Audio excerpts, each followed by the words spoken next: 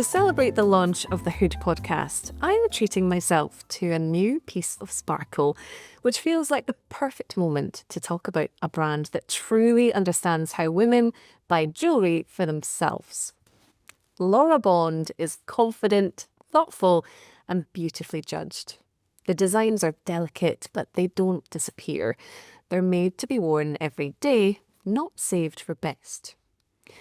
Laura Bond is best known for its piercing boutique on Thistle Street in Edinburgh. It's a calm, considered space and genuinely welcoming.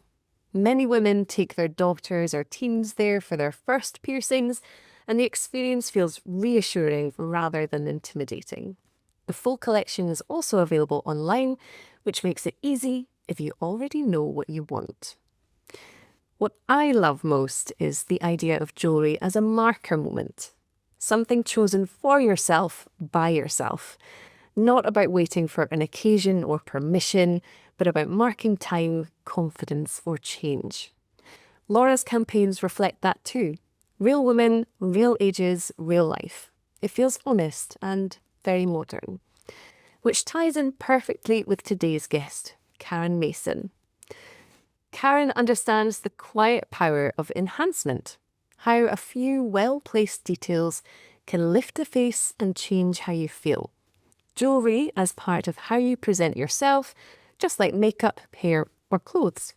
Considered, not overdone. That alignment makes Laura Bond such a natural fit for this episode. Thoughtful design, beautifully made pieces, and a brand that understands women buying jewellery on their own terms. So we're delighted to have Laura Bond sponsoring this episode of the Hood podcast. Now, let's get into our conversation with Karen. So welcome, Karen Mason. You are here as a beauty and hair expert that you have worked in for a number of years, but that's not the only string to your bow. We're super excited that you've chosen to come and live in Scotland, and we are hoping to hear all of your stories here today. Thank you so much, and we're really excited to have you. Thank you for inviting me. Thank you. Thrilled to have you here. The first question we like to ask people is, take us right back to the beginning. What did you want to be when you were wee? Okay, so when I was about 11, my bedroom was completely covered in David Bowie posters, and I was obsessed with his makeup artist, Paul Goebel. He really inspired me because I came from a creative family, but I thought, this guy is creative and he's able to make a living. This looks like a good career. And so my mum really encouraged me, and my mum was very creative, but had ended up in the bank. So she was like, no, go for it, and maybe do hair as well. So I really wanted to be a hair and makeup artist. And so I trained as a beauty therapist because that was the only thing you could do at 17, and then went and lived in London. And from that point, really kind of fought my way trying to establish and work out what to do and how to become a hair and makeup artist in the fashion and film industry. The BBC at that point would only take you on if you were 21. And so I wasn't old enough. But I was raring to go and desperately trying to find connections. So I met a guy called Stevie Buckle. I'm still in touch with him, actually, when I was 19. And he had a salon in Sloane Square, which is a really smart part of London.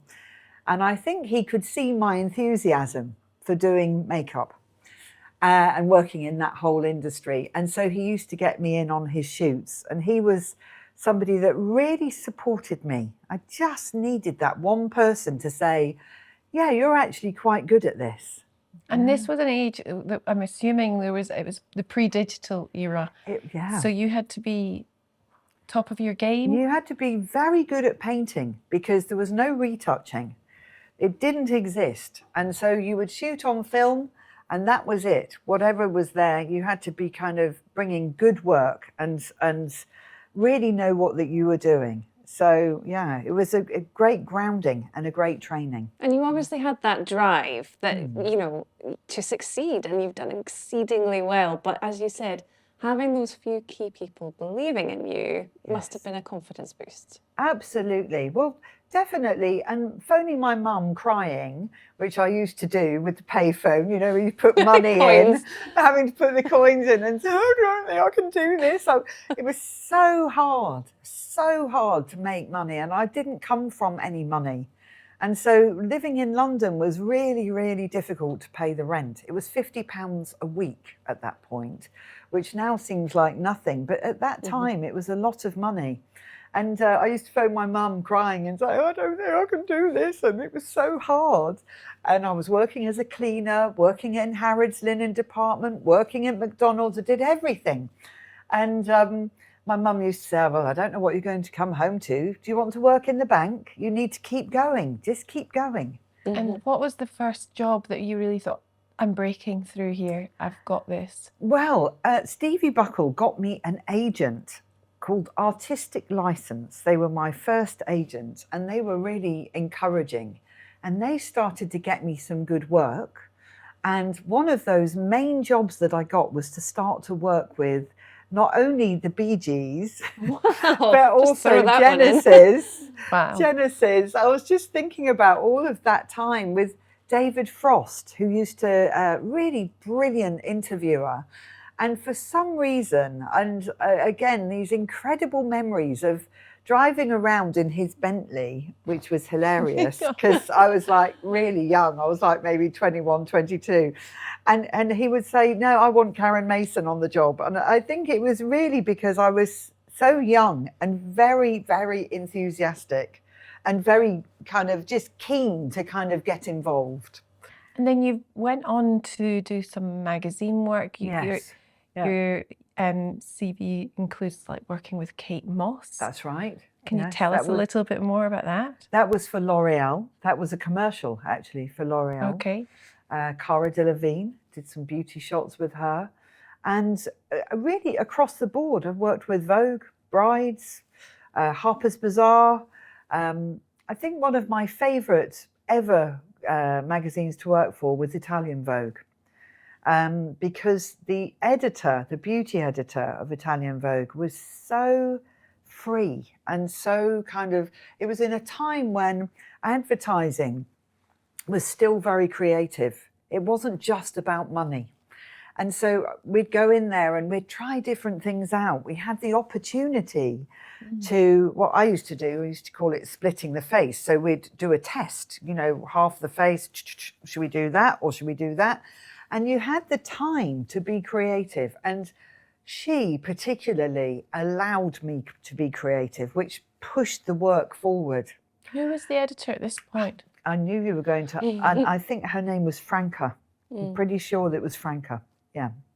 So she was amazing. I remember long curly blonde hair. Blonde hair. Yes. She stood out at Fashion Week. She was in that, well, she was on Italian Vogue for a long time. Yes, for a long time, yes. And you would see her on the front row of the catwalk shows, and her hair was standout ringlets of corkscrew curls, yes. Beautiful. But really an understanding, which I think to some extent has been lost now, that creative people need to be given the space to be creative. And in that creative space, obviously you've worked on so many different campaigns and different styles of shoots and things like that. Yes. How do you hone in on a certain style? How do you find your own rhythm in that massively creative industry? Gosh, that's a really difficult question. I think ultimately my style is about the skin. Everything that comes down. So I did a 3-year stint. I represented Clinique, Estee Lauder companies, and I used to do their shoots. Prior to that, I worked with Rimmel, the same thing, doing their shoots and commercials. And I think my style developed from, again, being allowed to be kind of creative within those spaces and developing makeup brands. And my real passion was about not making, obviously there's a side to my work, earlier work, which was kind of painterly and really pushing things. And the magazines was part of that. But latterly, it became much more about really allowing the person to look their very best version of themselves. And so focusing on the skin, really inquiring as to what did they want to look like. Often models weren't really asked that question, but trying to get the balance between, okay, what are you comfortable with? What are you going to feel good looking like when you get out in front of the camera? And that attitude of kind of being inclusive, I think, was something that really helped me in working with the celebrity side of things and the film side of things. Absolutely. Well, I mean, we've all had our own experiences at makeup counters, haven't we? We were speaking about this. And just, you know, my very, very first one, when you're starting to get into makeup and you're interested, I went to a makeup counter I won't name and said, I would like to look natural. I just want to look like I'm not wearing makeup. And of course I came out with clown green eyeshadow and I just felt so out of place and I wanted to wipe it off my face straight away. So it's, you know, you need to it's be reading a personality, I'm assuming, as well. And would that be something that maybe came through more in your television work? Because you've worked on some great shows. Yes. And some of our team here at Hood have recognised you from that time. Can you, because I think, was it Style Challenge this morning? This morning. I was on This Morning for 8 years, which was a wonderful time of my life. So grateful to have had that time and working with Lorraine Kelly, which was a real joy. Scotland's own. Scotland's own. And what an amazing woman, incredibly generous human being. Yeah, she was fantastic. I had such a wonderful time. And at one stage, she invited myself and my mother to come on the couch. It was Mother's Day. And so wonderful memories were made of those times. And did you work with, basically, in your role there, were you working with your average Joe to try and make them feel great in a... Yes, working with women. Real women. women. Ordinary women. And that was a joy for me because, and I think really that's where I got my stride, was it's wonderful working with, you know, celebrities, and it's very exciting working with some of these women because they're powerhouses and they're super interesting. And also the difference that you can make to a woman who's maybe had a bit of a difficult time, or maybe she just doesn't know how to make herself feel great. And to have that, and that's part of the work that I did when I was working with Clinique, was really face-to-face, one-to-one working with people, trying to encourage them to feel better about themselves. So back to the skin then, what would your top tips be for our listeners in terms of getting that great base before you've even put makeup near your face? Oh, hydration, definitely. So it doesn't matter what your budget is. Everybody has got a budget. So whether it's £20 or £50 plus, whatever, it's hydration. And most people don't do the basics in terms of drinking enough water. They drink too much coffee and tea. Your diet impacts your skin. If you drink lots of sugary drinks or eat lots of sugar, it impacts the skin. We know this now. And so it's really having, whatever your budget, a basic skincare regime that takes care and removes the dead skin cells. Now, if you can afford, or maybe you can do it on your own at home, to have a facial, you know, have moisturizing, particularly as you get older. When I got into my 40s, I noticed a real sea change in my skin. Then in my 50s, and now in my 60s, I'm noticing a difference every decade. So, but moisture, of course, genetics, you know, I can hear people probably saying, I've had it said to me many times, genetics plays a huge part. Of course it does. But you can really mitigate a lot of things by ensuring that you use SPF. We all know, I hate saying this because we all know it, smoking is no good for your skin. You know, it's not rocket science, is it? But moisture, and more moisture. Are there any places, so you have chosen to move to Scotland from London after many years. You were in London for how long? 38 years. 38 years. Yes. And you've moved to Edinburgh, and we'll touch on why that came about. Yes. But since you've moved to Edinburgh, have you found any spots that you will go to have that a most amazing facial? Wow. Oh gosh, that's a really difficult question. Because you could do it yourself. I tend to do it myself. You're absolutely right. But funnily enough, I go to the John Lewis, the Clarins department there. Okay. So, and there's what's it called? Sweet Beauty. There's a really good little salon. I tend to go for the smaller salons with good practitioners. So there's a girl called, I can't remember, I knew you'd ask me, I should have checked You this should have out. revised before you I came. should It's have okay. revised. There's a girl who owns a place called Sweet Beauty, and she's really fantastic, very, very good beauty therapist. And I recommend her to my brides because she's really good if people have got acne or scarring and things like that. But there's so many of them, yeah. But not always the really expensive ones. Sorry. Okay, no, that's good. It's No, good. that's Good good. tips, isn't it? Yeah, it is. And it's just finding what's right for you. Yes. But do take us back to that journey from London to Scotland.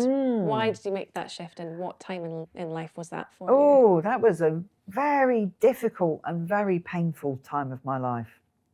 So 2020, I was engaged to be married. I'd come through cancer treatment. I got diagnosed with fallopian tube cancer when I was 50, had all the surgery, had all the chemotherapy. And my partner, Leroy, at the time, really supported me, and we'd come through all of that incredible difficulty, and we decided to get married in 2020. So we didn't know about COVID. We were I was talking to somebody about it yesterday, actually. It was the 6th anniversary yesterday of Leroy's death, 21st of January. And we were saying, had we known about COVID in the way that we did, maybe things would have been different. But anyway, we had planned our wedding, 22nd of August, 2020. But on the 21st of January, 2020, Leroy passed away very, very suddenly. Leaving me, I was still at university, I was in my final year, leaving me in the most shocked state, trying to keep going, not really knowing how to navigate life. And my friendship group and my very strong, I've been a Buddhist, SGI, Soka Gakkai Buddhist for 42 years now. And my faith and my Buddhist practice and my friendship and family really held me up at that devastating point of life, you know. Of course. I left at 9 o'clock in the morning and said goodbye to him, and he was dead by 11 o'clock. You know, it was really crazy. Really, really challenging time. Really difficult. And that Buddhist side, you found grounded you. Yes, absolutely. Can you tell us a bit more about how that came into your life? So when I was 19, my mum's had a big influence on me. My mum went to Japan when I was 16. And I was really interested in the culture. And I was like, oh, you know, looking at the artwork and everything. And I knew that personally, having been raised in a Christian school, I knew it wasn't the thing for me, with deep respect to people where that is their faith. So I was looking for something. And when I moved to London, within the first 2 weeks, I met somebody who chanted Namyo Horenge Kyo. They same practice as famously Tina Turner did. So I was like, oh, I'm really interested in that. And I debated with them for over a year about what Buddhism was about. And I started to try to chant and meditate. And it was free. That was the great thing. Nobody got charged any money. So I thought, well, what have I got to lose? There's nothing to lose. And so that was the beginning of my practice as a Buddhist, Soka Gakkai Buddhist, which is a Japanese form of Buddhism. And I've never looked back.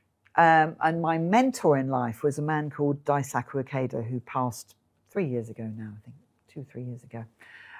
But his teachings and the physical aspect of the chanting, so when you chant, it really resonates through your body. So when you're in a state of grief, it's very powerful. Mm-hmm. And on the day that Leroy died, my best friend brought me one of Daisaku Ikeda's teachings, which was very, very powerful and still holds great resonance and meaning for me, which was this encouragement about no matter what happens in life, how we respond is what's important. So of course, I'm not going to sit here and say it wasn't an impossibly difficult and impossibly painful time. The wedding venue that we had booked went bump as well. It was COVID. Everything seemed to fall apart. And my very close friend, who was training to be a psychologist at the time, said to me, "Where do you want to be on your wedding day?" And I said, "I want to be in the middle of nowhere. I don't want to go to Wales. I'd been there with Leroy. I don't want to go to Cornwall. I'd been there with him. Where have we never been together? Scotland." So my friend just said, "Oh, well, what about this little village, East Linton?" Yeah.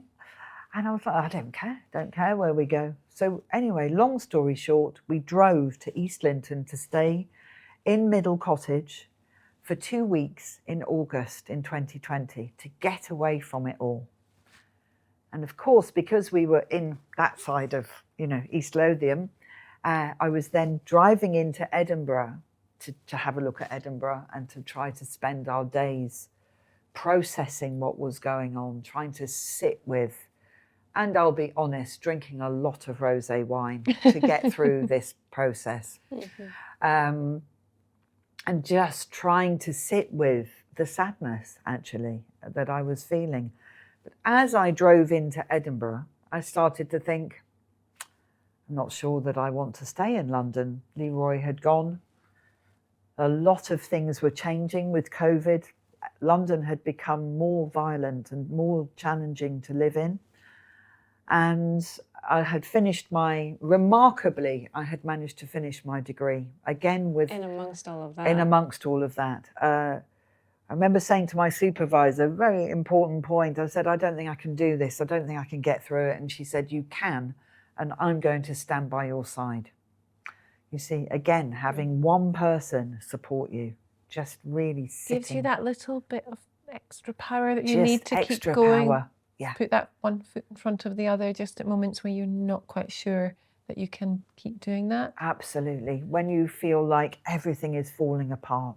Yeah, absolutely. So all of those people are very firmly in my mind. I've never forgotten that. And suddenly you're considering a move after 3+ decades. Yes.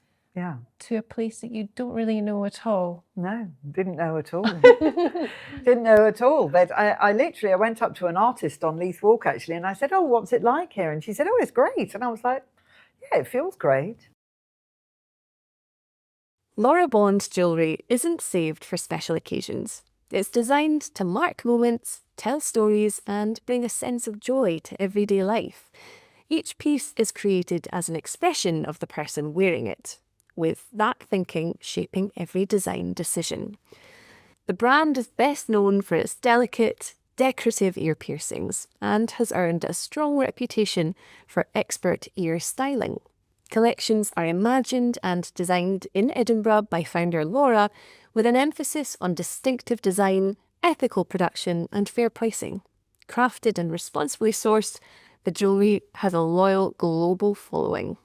Founded in 2019 by Laura and her husband Doug, Laura Bond remains proudly independent and family-owned. I'm very intuitive. I'd say 42 years of Buddhist practice. I'm quite intuitive about what is right for me. And I phoned up the estate agent in London. I said, "Put the house on the market." And it literally sold within 3 days, my house in London. It didn't even go on the market. It sold within 3 days. And I found my flat, told the man who was selling it, I said, "You need to sell this to me. I've had a really hard time in the last 7-8 years. You don't want to cross me. You really need to sell me this flat. I beg you, please sell me the flat," in Leith. And I was very, very, very good fortune, managed to get the flat. And we moved in on the 13th of December. That's amazing. 2020. What was it, do you think, about Edinburgh or Scotland as a whole that resonated with you so much? Well, my mother is from Inverness. We had come here many times as a child. I'd been to Scotland. And my grandfather was born in the Gorbals, Barrowlands in Glasgow. So whether... this sounds a little strange, but it felt like coming home. Whenever I used to go to Inverness when I was a child, I never knew why, but I used to feel quite emotional, and it did feel like a coming home. And somehow the people of Leith are deeply in my heart. They've taken me as one of their own, and I've never felt in the last 5 years, it was very difficult to make friends. It really was at the age of 55. It took three years really to start to make friendships. But I love the people of Leith, particularly the warmth, the environment. I always compare it to maybe living in Brixton in Yes. London. It has that feeling of a real connected community. Yes. And there's a lot of, I would say, pride of living Yes. there. Yes. And also great foodie places. Oh, it's amazing. I can't see myself ever moving from there. I love it. And Mum has subsequently visited and she can see, she actually said, I can really see why you want to be here. It's vibrant, it's diverse. One thing that I've found when I moved to Edinburgh, which took me by surprise, was the wind here. Oh, yes. So how does hair and Edinburgh weather match? That's what I want to know. A hat. Yeah, well, that's really interesting you should say that. I have got a funny story. It's about shoes, because I used to wear high heels a lot and have a very nice collection. But yes, I've had to buy hats and also invest in a lot of hair oil. And when I arrived here, I had a fringe, and I now no longer have a fringe because I have to tie my hair back. Duke Street and Leith Walk are like a wind tunnel, aren't they? They really are. Yes. They absolutely are. Yeah. Oh, well, I'm glad I'm not the only one that So suffers I've had from that. to change my wardrobe. Yeah. And no high heels now. Yes. And since you moved here, you've been building your own business. Yes. You do bridal makeup, Yes. as well as you continue to have an agent Yes. in London. I So have an tell us agent about in London. building your brand up here. Yes, so I have 2 jobs here now. So I got my degree as a humanistic psychotherapist. So I work as a humanistic psychotherapist Mondays, Tuesdays and Wednesdays. And then I was doing that. And of course, we were coming out of lockdown. And I was thinking, I'm really missing painting. I'm really missing doing the hair and makeup. And so I have an agent in Glasgow, Colours, and I have an agent in London, Art London. But really my focus now is on bridal work. So what does that mean? Destination weddings. It means really working with the bride and establishing what she wants to look like on the day, doing trials, looking at the whole look, the dress, the flowers, and really working with her to develop something that's bespoke. So I like to kind of bring different ideas and make my own headdresses and stitch things together and They must be creative. so excited to have hair and makeup An on their wedding, icon. an icon of hair and makeup on their wedding day that has worked with some of the best, like Cara Delevingne and Yes. Kate Moss. So I'm sure that you have wonderful days where you're working Oh, with brides it's and so you're caught up joyful. in the whole. Yeah, I love it. I absolutely love it. So the psychotherapy work is an honour. It's a real honour to be able to work with people and support them through that process. And for me, the hair and makeup is just pure joy. And as you say, working with somebody on their wedding day. And I work all over. So still working in London, but travelling all over Scotland. So I Do you remember. see the insides of? Oh, I'm just. Yeah, you see the insides of amazing houses and hotels that you would never get to go in. Yeah, and from all walks of life. All walks of life. I love it. What have been some of your favourite locations or venues around Scotland? One of my favourite locations has definitely been Pitlochry. And the foot of the Highlands, all around that kind of area. Yeah, it's just absolutely stunning. Yeah. I did a June wedding, I think it was 2 years ago. It was one of the first weddings I got to do. And is it the Queen's Seat? Yes, The area, yeah. the Queen's Seat. So it was a private home in that area.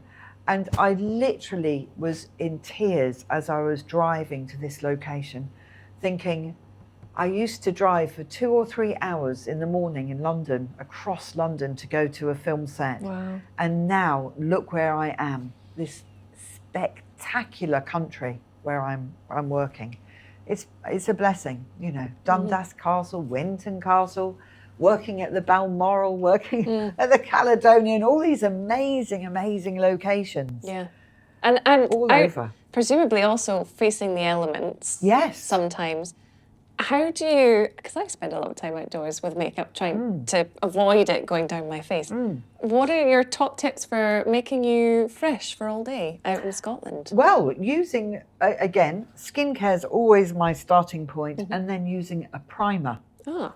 So a very good, strong primer. That's the starting point, and then using a foundation, depending on what kind of look you want. But I'm always looking for a foundation, even if it's a tinted moisturiser that's got a lot of pigment in it. So it holds, good concealer. And then I tend to use a setting spray. Because that will hold. What's the magic one? Is it? What's the magic one? Yeah, what's the magic setting spray? Well, there's quite a few that I like. I don't like sticking to one brand. So I like the By Terry one for a more mature skin, because it tends to have a little bit more moisture in it. Okay. Charlotte Tilbury's got a really good setting spray. That's the one I use. Yeah, and it's I'm great. out at the moment, but it's a good one. It's really good. The Urban Decay one is really famous and good. And sometimes, depending on people's budget, again, Number 7 have their pro range. Love I a bit love of number Number 7. 7. And Yeah. I love that there's always a coupon. Yes, there's always a coupon. So, you know, if I was going to be in a really sticky environment that you're describing, the primer that I would use would be something like Hourglass or Chanel, something that's got a real good grip on it. Okay. NARS, these kind of brands. But the high concentration of pigment is really what you're looking for in terms of a product. I love that tip. I'm going to use that. I actually don't use a setting spray, but I don't do makeup that much. You don't need it so much. You don't need They're it. very kind. But, you know, I want to learn more. And I think a lot of us wake up in the morning, we look at ourselves in the mirror going, oh my goodness, how am I going to sort myself out for the day? Yes. But you need a quick fix, and it's about learning what's right for your face and your shape, right? Absolutely. And I mean, I do makeup lessons, but the thing is that you can go to a store and have makeup lessons and find out what you don't like. That's just as important as finding out what you do like. Yeah. Yeah? Yeah, absolutely. Yes, we have had and if that you go to a discussion. store, you're not having to pay, apart from, you know, you get a bit of product. So it's a good thing to do. Even if you don't like it, you're learning. True. That's so true. Yeah, it is. So when you're all dolled up in Edinburgh, in Yes. Leith, where are you going for a wee drink with your pals? Oh, I like the Nauticus. Oh, yeah. It's just across the road from where I live. I love the Nauticus. I love Fisher's. I love Tapas 3. Oh, I've I never been. love Tapas 3 because they do flamenco there, and I'm really passionate about dance. Are you? Yes. Do you do it yourself? Yes, I do. And there's somebody in my life now, and we're going to be going to dance lessons. Oh, tell us a little bit about this. Oh, yes. So Leroy, as I mentioned earlier, he passed 6 years ago yesterday. And for 5 years, I was kind of like, I don't think I want to meet anybody else. He was such a beautiful human being, so kind, such a good quality man. And his daughter kept saying to me, you know, Dad would really want you to meet somebody, Karen. And I was approaching 60 and I was like, oh, but they all look like potatoes. And they all look like they've got space hoppers on their tummies. And I'm not sure that they're kind of, I just didn't find many men attractive, if I'm really honest. You're your own woman. I'm my own woman. I had my career and I didn't find many people attractive. Anyway, so Ella kept saying to me, oh, I think you, and my other stepdaughter kept saying, well, maybe you should try, come on, you know. And some girlfriends had met people online. And so... so you wrote a profile, or did so you have help with I had help with writing the profile. And I'm not going to lie, I was absolutely terrified. Yeah. I mean, people see me as this bold character, but I was terrified, and I don't say that lightly. It was a huge step for me emotionally. It was a huge step for me being a woman of approaching 60. On so many levels, I didn't know whether I could remember how to kiss somebody. I went through this whole thing of, I don't know what that's going to be like, is that going to freak me out? All sorts of questions ran through my head, as I'm sure with many other people this is the same, whether you're a man or a woman, actually. And so I eventually put myself on a couple of the sites and had a few dates. I was very lucky because I met 3 very kind men. Nothing kind of came of it, but I had a cup of tea with them up on Princes Street, and they were really kind, but nothing came of it. And then I saw this man on Hinge. A young friend of mine had said, "Oh, I don't know why you're on Our Time and Match. You're quite youthful. Why don't you go on Hinge?" And I was like, "Oh, maybe they're too young for me, you know." I wanted to meet somebody who was a similar age to me. And I saw this man, and he got very bright eyes. So I thought, okay, well, you look quite interesting. But the truth is that I kept cancelling him. So I'd written to him. He wanted to meet me. I cancelled him 4 times. Why? Because I was absolutely terrified. And so I kept making up these excuses. Anyway, then I phoned him back and I said, look, I was honest. I said, look, I'm terrified. That's why I keep making up these excuses. So do with that what you want. And he said, okay, what's going to make you feel comfortable? So I said, meet me for a cup of tea in the middle of the day, and that's it. Mm-hmm. Yeah, that's it. Set your boundaries. And that's it. And if you try anything on, I'm going to bolt. Basically, I'll run a mile. Too right. And anyway, so he was very sweet and kept his distance, which was great. And our first date, we spent 6 hours together. Wow. And we just talked. We met in Glasgow. I was crying on the train there because I was so scared.